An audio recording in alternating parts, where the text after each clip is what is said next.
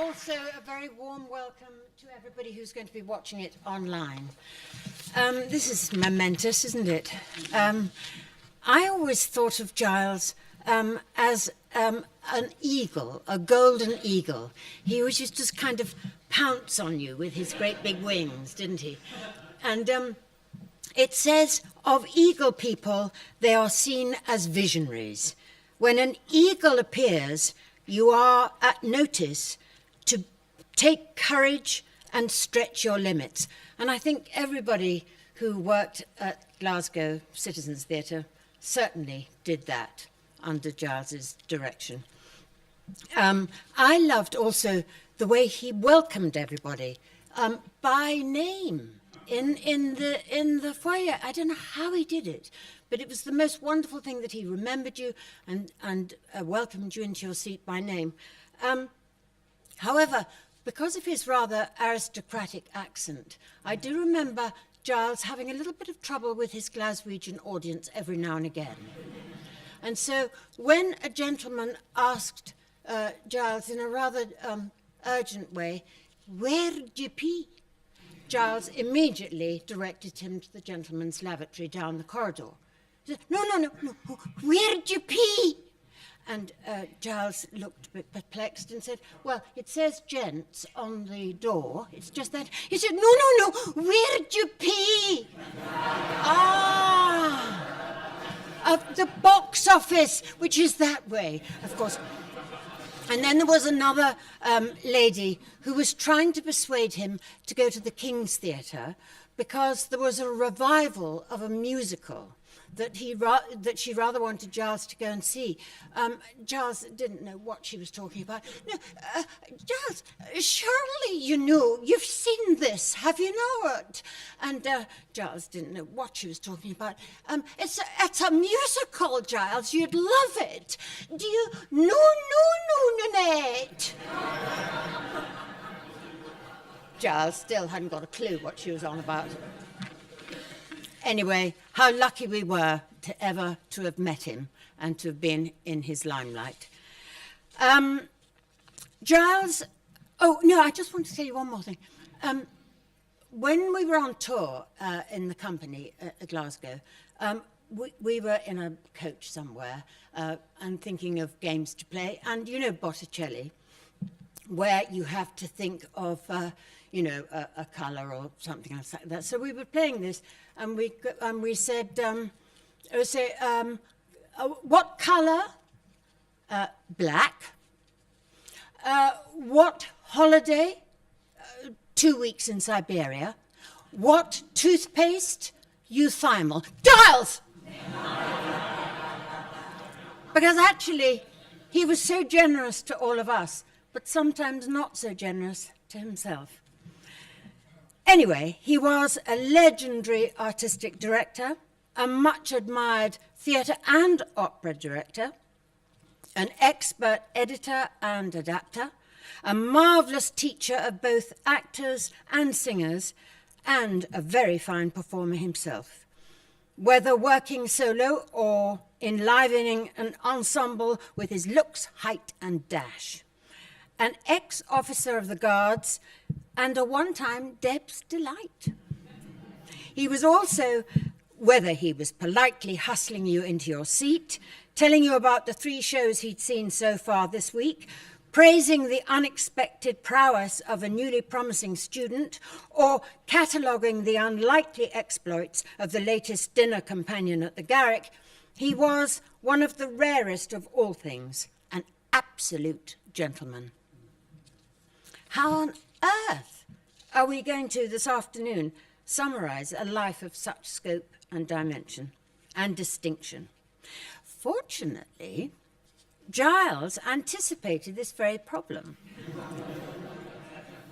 He planned this whole gathering in detail himself, listing every item on the bill, requesting of all of them should be delivered by a friend, a family member, or an artist associated with one of the theatres or companies he loved.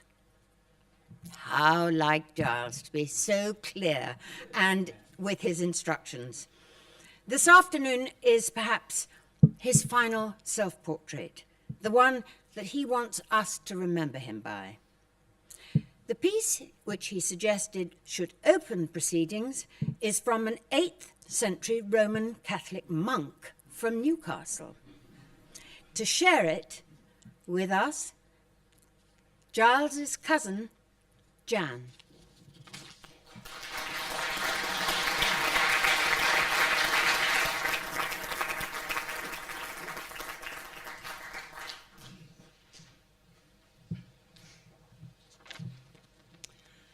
Hello, I'm just one of the many cousins of the mighty Giles Havergal.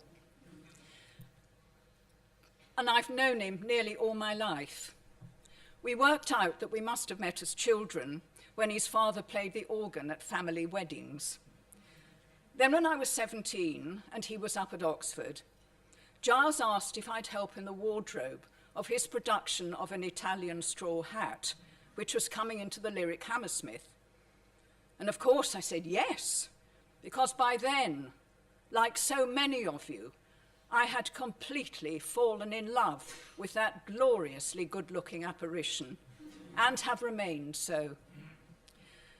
During the long years of our friendship, Giles managed to come and see me in so many theatres I worked in, coming as far as the Abbey in Dublin. Then 13 years ago, he came to live across the road from us in Clapham, and became an even bigger part of my family. All through the pandemic, Giles, my husband Ian, and myself were a bubble. And life seemed a little better when we met almost every evening, sitting on the wall among the dustbins in our front garden, with our mugs of tea and glasses of wine. Not so very long ago, Giles told me that he always thought of me as the sister he never had, and I treasure that.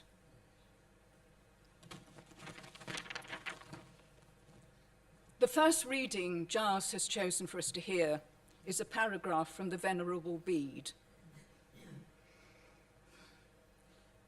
The present life of man, O King, seems to me, in comparison of that time which is unknown to us, like to the swift flight of a sparrow through the room wherein you sit at supper in winter with your commanders and ministers and a good fire in the midst, whilst the storms of rain and snow prevail abroad.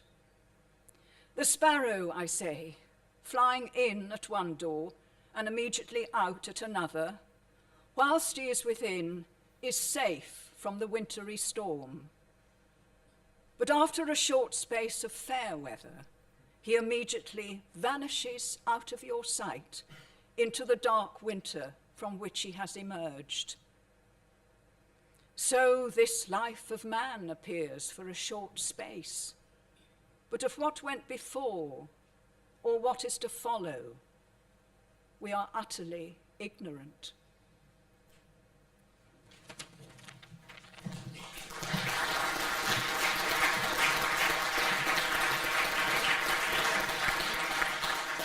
Giles's great belief in pleasure and happiness made him the ideal director for one of his greatest hits, Franz Lehau's delicious 1905 operetta, The Merry Widow. Next is the duet that ends the show, sung and played by 3 artists who worked with Giles at Opera North, Will Daisley, Katie Bird, and at the piano, Wyn Davies, who was Giles's original conductor. Giles always thought an audience should know what's going on. So, the story so far. The merry widow, Hannah, having been left a fortune by her first husband, has spent 3 entire acts refusing Count Danilo, is that right? Danilo's, see. Sorry, Giles. Refusing Count Danilo's offer of remarriage, telling herself she must first be sure that he wants her for herself, not for her millions. A page before the end of the score, she makes one final attempt to discover if Danilo is as mad about her as she secretly is about him. Count, I must warn you, under the terms of my late husband's will, in the event of remarrying, I lose my entire fortune. What, all of it? Every single Absolutely nothing left? Absolutely nothing. But I love you. I love you! So the money really doesn't matter. Marry me, Hannah. You took your time. Of course, although my husband did specify that I must lose my fortune if I remarry, that's only because it thereupon becomes the property of my new spouse. I'm so sorry, love. We'll just have to scratch out an existence in desperate grinding wealth. You darling little double-crosser. Ladies and gentlemen, would you oblige us by leaving us alone?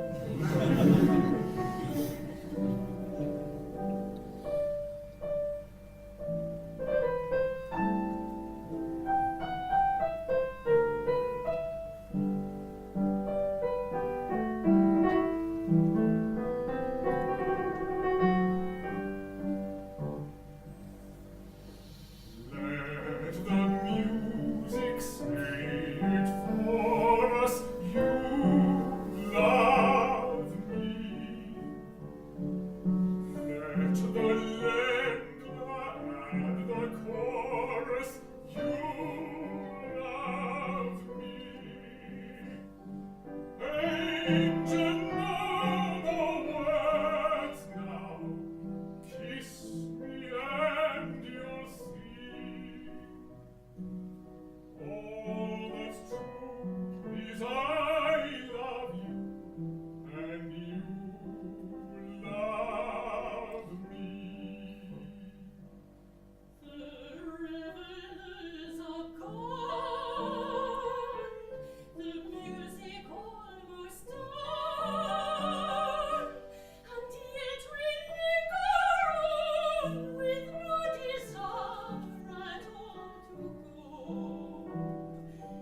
We are in a world apart, and you can hear my beating heart say what we always knew, that I love you.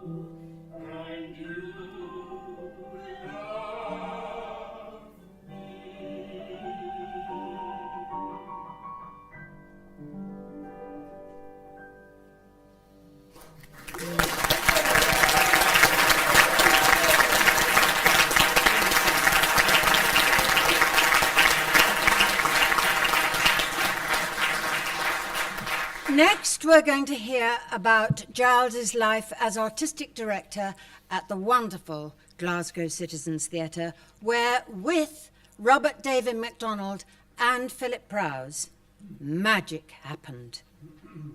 Sensational designs, impeccable direction, inspired casting, and may I say, ravishing performances from truly original and sensational actors.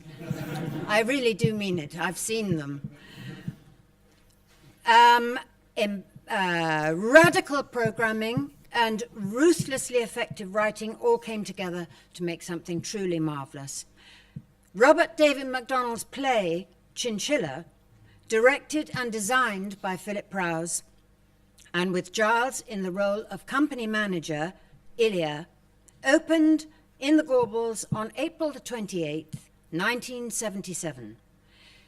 It crowned a decade during which Giles, Philip and David had steered the building through controversy and scandal to absolutely extraordinary achievement.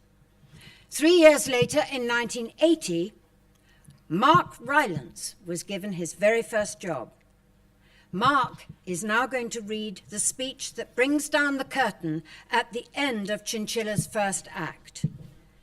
Delivered by Chinchilla himself, a reimagined Diaghilev, this speech, which Giles said himself, summed up better than anything else what the citizens as a company aspired to deliver to its city every time the curtain rose.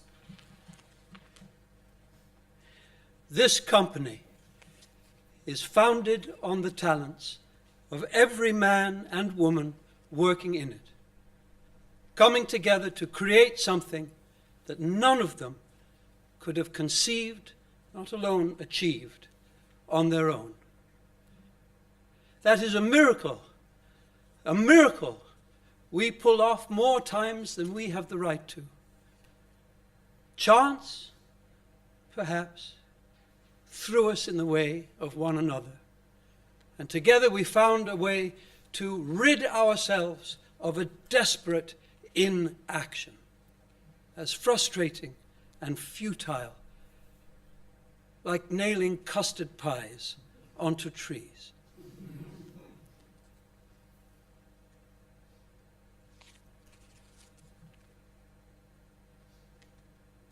We make and we work. We work. We make revolutions. We make fashions. We make scandals. Many reasonable people are appalled. Many despicable people are delighted. But none of that matters. It comes from us. It comes from us. It is a passion, a disease, a lust. Art can rest on sinister foundations and has the most intimate knowledge of sickness. They are both products of excess, and there's nothing anyone can do about that. The single-minded concentration of the artist works like a cancer, and passion absorbs utterly. Passion for reform, passion for power, passion for beauty, a thirst to show, a lust to tell, a rage to love. And that is the only voice we can still trust in a complicated and expensive world. And because it is all too ecstatic, absurd, miserable, happy, horrible, and holy for me to contain within myself, I will show what I love and tell what I love with an ardor, style, and impeccable bad taste.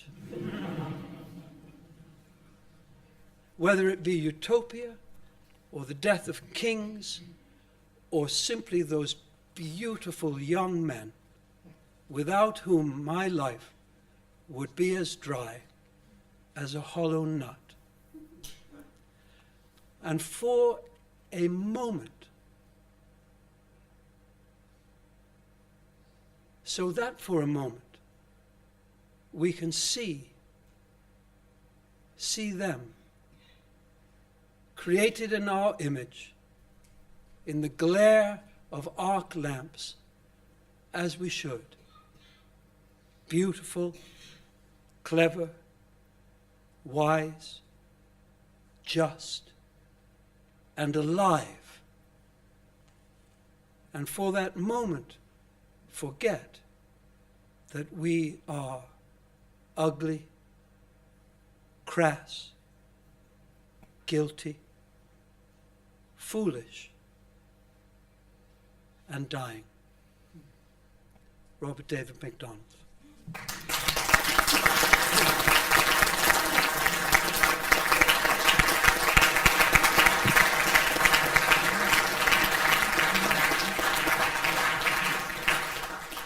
Takes your breath away, doesn't it?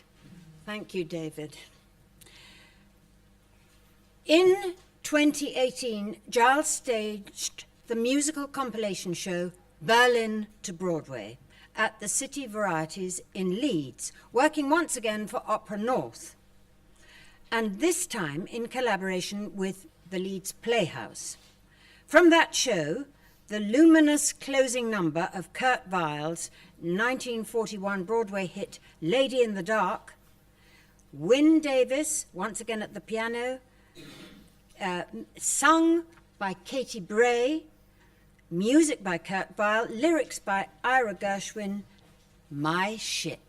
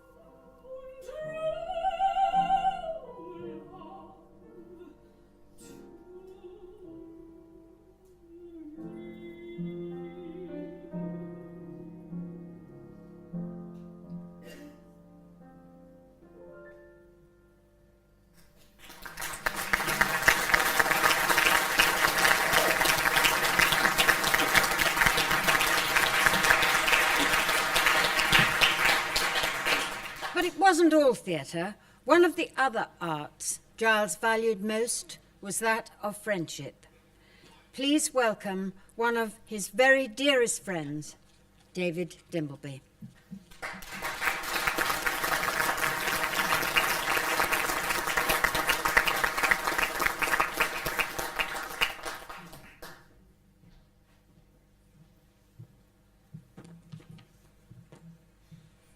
Giles didn't ask me whether I'd like to speak at his memorial service. He simply told me that I was doing it. No ifs, no buts, you're to do it. What am I going to say, Giles? I don't know, you'll work it out. It's typical. One of those things I remember about him was a kind of clarity of intention. He liked to have a plan. He liked to know what was happening every day and when it was going to happen, and had it all been decided. And I suspect it came from his time, to me always slightly improbable, as an officer in the Coldstream Guards doing his national service. And he always claimed he'd seriously thought of becoming a full-time officer, which would have been the army's gain, but my God, it would have been the theatre's loss. He said that he enjoyed the discipline and the administration of being a Coldstream Guardsman, of imposing a kind of pattern on what would otherwise have been chaos, of having a purpose. And he also said it's what stood him in good stead when he went to the SITS, because he knew how important organisation and administration were. He was, as a friend, wonderfully good, as those of you who are his friends here will know, at keeping in touch. He had this rather endearing habit of ringing almost always on a Saturday morning to see how we were and to describe his week in some detail, the walks on Battersea Common, visits to the theatre, the state of his health, of course, and so on. And after about 10 minutes or so of conversation, he'd say, well, must be off, God bless. And I talked to another of his close friends about this, and he said, Giles used to call him in exactly the same way every Saturday morning, and he had the feeling that Giles kept a kind of list in his head to keep his contacts going of his many, many friends. He had many friends. He went to great lengths to keep them, but he didn't, I feel he didn't have a group of friends. I think of his friendships as vertical friendships. He never tried to bring us all together. He seemed to cherish these kind of one-to-one, carefully, clearly defined relationships. I mean, so much so that I'm tempted to say to you, as in church, turn to the person on either side of you and say, how did you know Giles? I met him over 70 years ago when we went to Oxford together, and then he was a very striking figure, dashing and tall and handsome and elegant, and in the language of those days, as we were told, a Deb's delight, sought after by hostesses for their daughters, flamboyant, always a showman. When he chaired the committee, I remember, of our summer ball, he insisted that we all wore green carnations in the buttonholes of our white tie and tails, which some of you will know, while very stylish, was apparently introduced by Oscar Wilde, who instructed his gay friends to wear green carnations at the opening night of Lady Windermere's Fan, which was where Giles got it from. And I and a few of his other close friends were corralled very early on into playing in his first Oxford play, to play the Knights in Murder in the Cathedral. And it was performed in the church where his parents had been married. And we'll hear much more about his theatrical career later. I don't want to go into that. But I do remember one thing, slightly disconcerting, the clarity with which these four knights were chosen. Two of them, as well as me, are here today. And I thought there was an element, a slightly sinister element of typecasting. And I saw that passion for theatre, but I didn't, in the years he was at the SITS, I didn't see him up there so often. But I saw this passion burning 60 years later. We'd managed to inveigle Giles, slightly against his will, I think, to come and stay with us on our little encampment on a deserted beach in Kenya. And he had already been quite ill. We thought the break would be good for him. And we warned him that, Giles, you must dress for Kenya. It's going to be hot. It'll be about 100 degrees or so, which indeed it was. He arrived with his signature blue cap, with a vest, a shirt, a pullover, a tweed jacket, a raincoat, bright pink socks, and heavy black leather shoes. He looked as if he'd arrived for, a wet night in Glasgow. But anyway, and he'd been warned by us that it was a 40-minute trip by boat to our beach where we lived. And Giles never actually, I tried many times to inveigle him into them, he never really liked boats. He distrusted them, and he stepped very gingerly on board this boat, and as we set off, bouncing across the waves, he suddenly shouted out, "Bumpety, bumpety, bumpety, bump, bumpety, bump."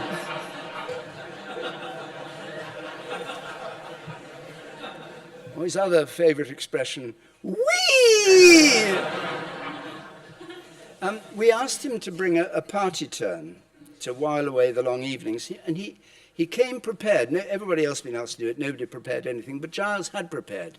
He came with a piece of paper for each of us, and it was the prologue to Henry V, where the actors try to persuade the audience to listen and to use their imaginations, and has that wonderful line which he loved, "Think when we talk of horses that you see them."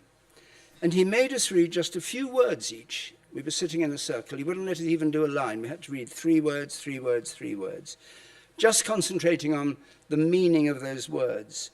And he told me that it was how he taught his students. When they didn't understand a word, go away, find out, come back next week and tell me what it means. And we gradually built up until we were allowed to read a phrase or two. But at the end, we said to him, "Well, now you do it, Giles." And he read it, and I can't explain it quite. We were so transfixed, I think, by the passion with which he had explained it and by the passion with which he read it, that we were actually in floods of tears. And it's not a prologue that you would normally think that. It just, now here starts the play. The other thing about Giles, I think, that's really important and you will know about, is about his questioning. He was an inveterate questioner. Some people ask questions to be polite. Some people do it for a job. But Giles asked questions because he really wanted to know. He was so fascinated by the lives that people led and what they thought about their lives. And it didn't matter whether they were young or old or talented or talentless, whatever it was. He really just wanted to know. I remember him coming to our house many, many years ago. My sister was 12 at the time. The one thing I said, "What do you remember about Giles?" He said, "Always asking me questions." And this curiosity was a kind of life enhancement for people. I think that the fact that he noticed people and minded and wanted to know about them really mattered to them. It was that curiosity, that intensity, that passion for life, and the loyalty of his friendship. That's what I miss. And his death, as you know, probably came after many months of illness, which he'd borne stoically and with the support of his wonderful, devoted family and friends. And he'd been in hospital in Glasgow, he'd been in hospital in London, he'd been in hospital near us in Eastbourne. And this, even then, this kind of theatrical instinct never left him. I don't know whether it's proper to say this, but at the time it was very funny. And when I told him about it, he laughed and said, "I didn't. Did I really? God almighty, did I really? Are you sure?" It was one evening in Eastbourne Hospital, morning in Eastbourne Hospital, we went to see him, and he had a very feverish night and actually become a bit demented.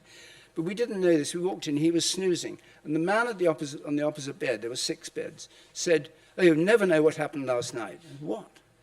"Oh, my God, we had to put on a play at short notice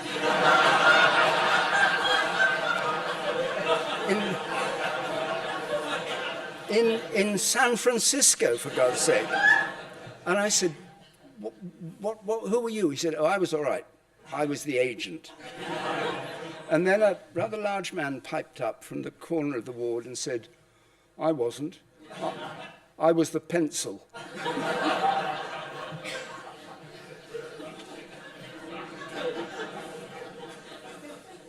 And the day of his death, perhaps I could just say a word about too, I'm sure he'd forgive me, because he come to stay with us for the weekend, and he'd been planning to go on his favourite walk through the wood. He had a habit of, as you know, habits died hard with him, a habit of going through the wood, out into a meadow that was under the downs, and then he liked to wander around the garden. He always said the garden and our flowers in Sussex were what he used to think about when he couldn't sleep, to help him go to sleep. And interestingly, it was the day, of course, that the Sitz was about to reopen after 7 years of refurbishment, this very Saturday. And he was standing in our kitchen when he suddenly fell backwards, ramrod stiff, exactly like a Coldstream Guardsman would fall on parade if he fainted, just straight, bang, like that. It was completely painless for him. It was absolutely brutal to see. But it was, if a death can be a good death, it really was a good death. And a dramatic death. Yes. Rather in keeping, I thought. And when it was all over and the ambulance crew had gone and his body had been removed, our friend, who had been talking to him at this very moment, curiously about dementia when he fell, said, "People sometimes say I'm boring, but I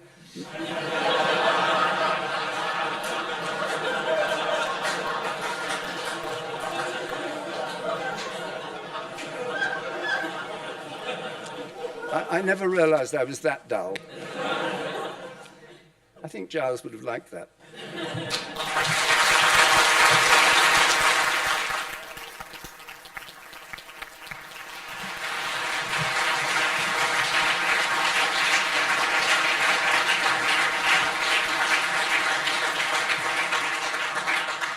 Yes, Giles delighted in creating laughter, and another of his greatest hits was Rossini's comedy The Barber of Seville, first staged for Opera North and the Welsh National Opera in 1986. Next, Giles has picked the duet which ends Act 1. This is going to be sung again by Katie Bray. As the barber himself, Joseph Hahn, Joseph studied at the National Opera Studio where Giles often taught. The number will be in the original Italian, so the story so far. In Seville, heiress Rosina, Katie, is the ward of Dr. Bartolo. Old and suspicious, he keeps her locked up, meaning to marry her as soon as she comes of age, and so take possession of her fortune. Meanwhile, a handsome local count, disguised, naturally, as a penniless student called Lindoro, also has his eye on Rosina. Loitering beneath Dr. Bartolo's barred windows, he has attracted her attention. And now, minutes before Act 1 curtain, Dr. Bartolo's visiting barber, none other than the famous Figaro, sneaks into her room to tell Rosina that this same Lindoro has just confessed his love for her. Really? For me? Yes, it's for you. I don't believe... I tell you what. Why don't you write him a secret note? I will deliver it. Secret note? You mean like the one I've already written, telling him how much I fancy him? So, this being Rossini, it will be chattery and repeat and repeat. And everyone looks forward to getting exactly what they want. Dunque lo so, tu non mi inganni. Dunque lo so, la fortuna.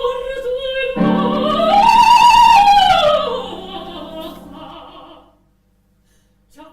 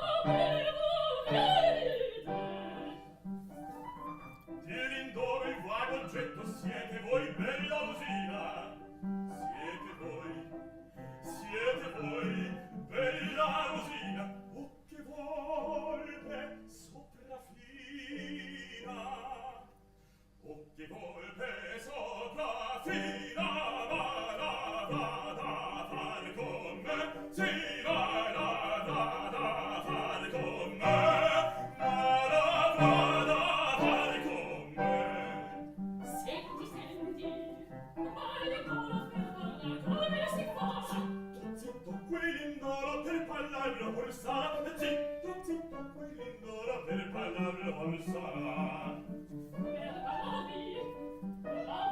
Venga pur ma con prudenza. Io già moro di pazienza, ma che cara cosa fa? E gli attende qualche segno, poveri, del vostro affetto, sol due righe di biglietto, sol due righe di biglietto, li mandate, qui verrà, li mandate, e qui verrà, li mandate, qui verrà. Che ne dite? Non vorrei, Su, coraggio, non saprei. solo due righe. Vergogno. Ma di che, si sa? Presto, presto, qua il biglietto. Un biglietto. Eccolo qua. Già, era scritto. Vecchia bestia, e il maestro caccio a lei. Fortunate avete io cominciare stirar. O che cade da costei, di malizia potrei dar. Tu sai, morto sei, che deve consolar, che deve consolar. Donne, donne, che direi? Arriva il sovera. Donne, donne, che direi? Arriva il sovera. Sente male no. Qui verrà, a momenti per parlarne qui sarà. Sì, qui verrà.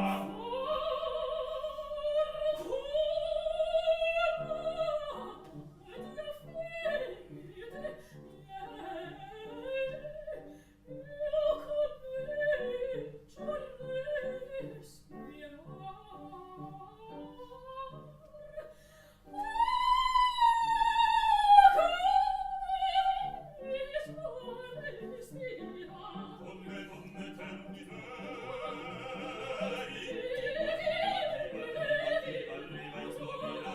Donne, donne, terni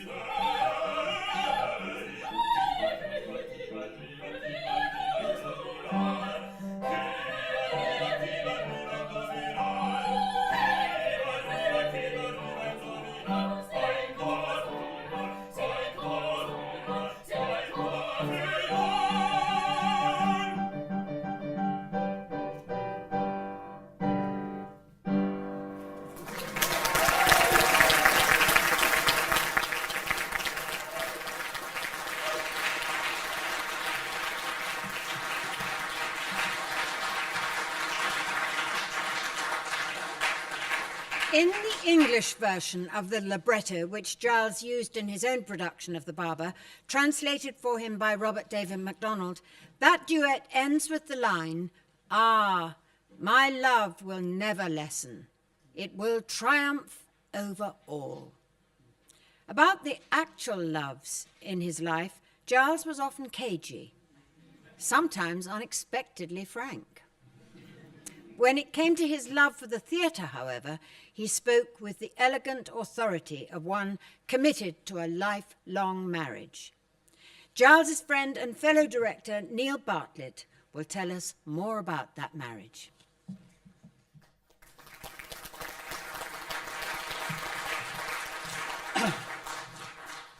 Hello. It was in 1979 when I was inoculated with glamour by the Citizens Theatre Company for the very first time. The show, as it happens, was Chinchilla that Mark read from. No wonder I have never recovered. My 21-year-old self sat there dazed with joy, but with no idea that the rather tall actor in the middle, with the voice like an expensive dry sherry, was one of the men who actually ran the place. Years later, it was that Giles was actually pointed out to me before the show, and as Celia has described, doing that amazing trick of standing by the front door and personally greeting the audience. Well, Giles did say, and he truly meant it, that he thought his job was really that of a madam, bringing his girls and their punters together as delicately as possible. But surely no madam ever had such impeccable manners, or such a genuine interest in who was coming onto the premises and why. For me then, and still now, the idea that an artistic director could and should be committed to the whole work of the building, from budgets to performance to that marvellous nightly ritual of personal accountability, changed everything. In Glasgow and across the country, Giles led by example, teaching whole generations of theatre workers, whatever their job, was that the only thing that mattered in a building was the quality of its respect for its audience. When I got the chance myself to run the Lyric Hammersmith, where Giles had done the Italian Straw Hat, what a good play that is, brackets, when are we going to see that again? That particular part of the SIT's way of doing things, that insistence on respect, probably had more influence on me than anything else. In my last year at Hammersmith, determined to finally meet this man who I had admired for so many years at a distance, I resorted to offering Giles a job, playing Don Juan's father. In Moliere's version, the main point of the father's part is a glorious Act 2 ding-dong between parent and son. In rehearsals, to my amazement, Giles was courteous, meek, hard-working, generous, and all to absolutely no avail. My Don was suitably debauched in his looks, but frankly dull on the vocals. By week 3, things were getting rather testy. Giles came in early one morning with me to have another go, and as we took the floor, he gently murmured to me, "Might I suggest a little enchaînement?" "Of course," I said, not knowing what this meant. Giles then demonstrated a complete set of very elegantly worked out moves in which his grieving upper-class father expressed bewilderment over his son's wayward life choices by endlessly circling and then cunningly reversing his roofs around the set's central sofa, meaning that all Don Juan had to do was lie on said sofa, look wasted and speak when spoken to. Bingo. The scene went off like a rocket every night. I wonder now if Giles was perhaps portraying some of his own father, but I never dared ask. I remember that moment often as I watched Giles' later work after the SITs as a director. Its clarity, its economy, and its always unobtrusive skill. I saw that especially when he was working with students, which I did often. After Hammersmith, we did stay friends. And in his last decades, I was lucky enough to become one of Giles' regular theatre dates. Now, the voice over the phone from Clapham would inquire, "Can you do Somerset Maugham?" Giles, of course, could do everyone. But play, period, theatre, it really didn't matter. He could truffle for theatrical value anywhere. For instance, once during a very handsome but rather dutiful revival of the Chalk Garden, Giles and I, sitting next to each other, became simultaneously tense as we realised that the very great Margaret Tyzack was being required by her director to deliver an especially meaningful speech while helping herself to some salad. Never once looking at either the attendant maid or at her plate, Miss Tyzack underlined the key plot point in the speech with a perfectly timed hiatus of the salad servers, and then in the tear-stained yet glacial aftermath of the line, slowly lowered the final lettuce leaf towards her plate. As it touched the plate, Giles clutched my arm and whispered his highest accolade in the theatre, "Oh, my dear."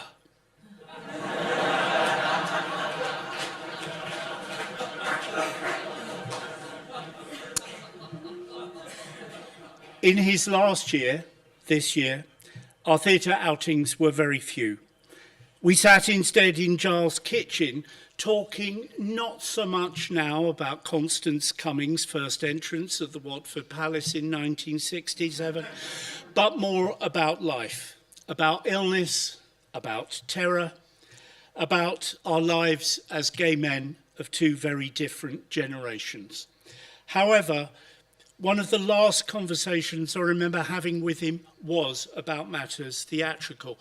It was characteristically about plays that one of us really ought to get round to doing eventually. And it was also, I think, in retrospect, about what Giles thought theatre and life really had to do with each other. He told me I should think seriously about one day doing She Stoops to Conquer. Why, I asked. Oh, said Giles with absolute surety, the humanity. What a man.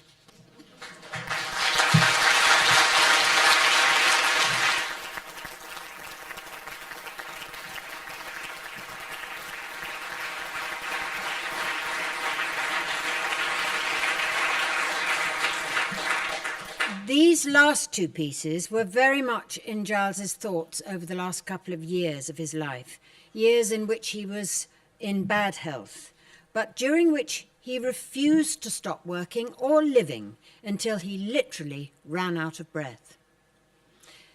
They invite us to consider what happens when things end, what leaves, and what remains. First, the wonderful Kieran Hinds is going to read the final page of Thomas Mann's Death in Venice, an adaptation by Robert David MacDonald. And then, afterwards, after Kieran has read, Will Daisley is going to sing Schubert's song En des Musiques. Giles asked this to be sung in the original German, but suggested that I should translate it. O beloved art, in how many a bleak hour, when I have found myself enmeshed in life's tumultuous round, have you rekindled my heart. You have borne me away to a better world, shown me better times. O beloved art, thank you, thank you. There the boy stayed a little, with bent head, tracing figures in the wet sand with one toe, then stepped into the shallow water, which, at its deepest, did not wet his knees, waded idly through it, and reached the sandbar. Now he paused again, with his face turned seaward, and next began to move slowly leftwards along the narrow strip of sand the sea had left bare. He paced there, divided by an expanse of water from the shore, from his mates, by his moody pride. A remote and isolated figure with floating locks out there in the sea and wind against a misty infinity. Once more he paused to look. With a sudden recollection, or by an impulse, he turned from the waist up in an exquisite movement, one hand resting on his hip, and looked over his shoulder at the shore. The watcher sat, just as he had sat that time in the lobby of the hotel, when first the twilight grey eyes had met his own. He rested his head against the chair back and followed the movements of the figure out there, then lifted it, as it were an answer to Tadzia's gaze. It sank on his breast. The eyes looked out beneath their lids, and the whole face took on the relaxed and brooding expression of deep slumber. It seemed to him the pale and lovely summoner out there smiled at him and beckoned, as though with the hand he lifted from his hip, he pointed outward as he hovered on before into an immensity of richest expectation. And as so often before, he rose to follow. Some minutes passed before anyone hastened to the aid of the elderly man sitting there, collapsed in the chair. They bore him to his room, and before nightfall, a shocked and respectful world received the news of his decease.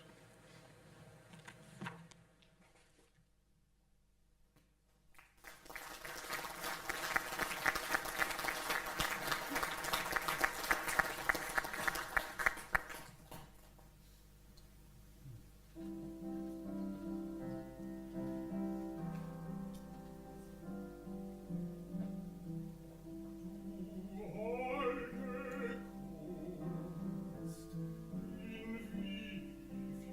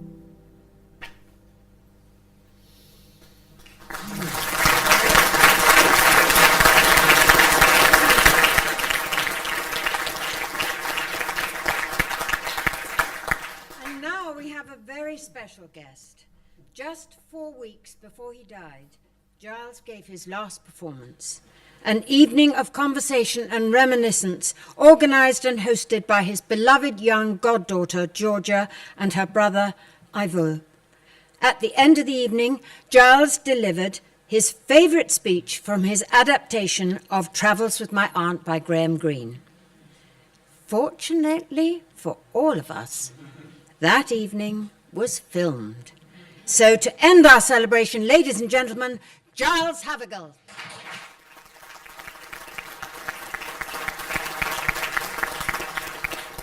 And I hope you, just by introducing you to Aunt Augusta, as she described an event in her early life. I once attended a very important funeral. The wife of a famous man of letters who had not been the most faithful of husbands. It was soon after the First Great War, and I was very interested at that time in the fadings. I arrived early as a spectator, and I was leaning over the communal rail, trying to make out the names on the wreaths, when I must have accidentally touched a button. The coffin began to slide away. The doors opened. I could feel the hot air of the ovens and hear the flap of the flames. The coffin went in, and the doors closed. And at that very moment, in walked the whole grand funeral party. Mr. and Mrs. H.G. Wells, Mr. Bernard Shaw, Dr. Havelock Ellis, and the widower.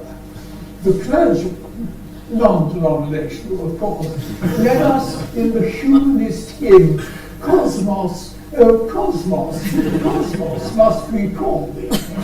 I buried my face in my handkerchief and simulated grief, but you know, I don't think anyone, except I suppose the clergyman, and he kept dumb about it, noticed that the coffin wasn't there. The widower certainly didn't, but then he hadn't noticed his wife for some years. Dr. Havelock Ellis made a very moving address, or so it seemed to me then. I hadn't finally plugged for Catholicism, though I was on the brink. And the dignity of a funeral service conducted without illusion or rhetoric, he could truthfully have said, without a corpse. Everyone was quite happy.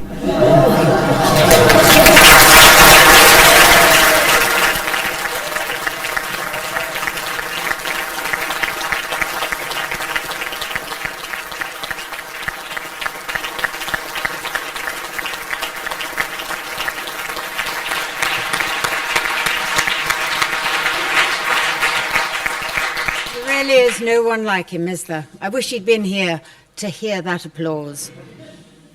Incomparable. Now, on behalf of all of us, I would like to thank the staff here at the Almeida for their hard work, both in planning and delivering this afternoon. Giles was on the board here for many years, and it's fitting that his memorial service should be staged here at the theatre that he so much admired, and during the run of its latest huge hit.